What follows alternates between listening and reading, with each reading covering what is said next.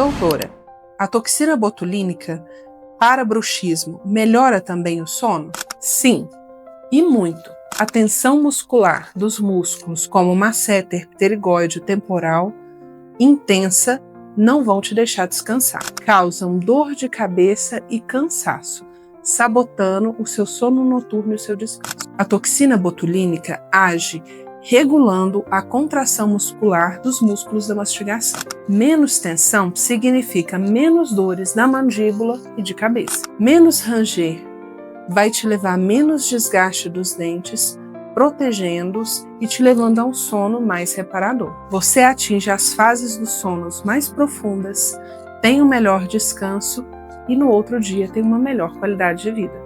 Não deixe o bruxismo roubar o seu descanso e a sua qualidade de saúde. Recupere a tranquilidade das suas noites de sono e a sua vitalidade dos dias. Sua avaliação personalizada é o início para um tratamento efetivo e melhora da sua qualidade de vida. Agende a sua consulta.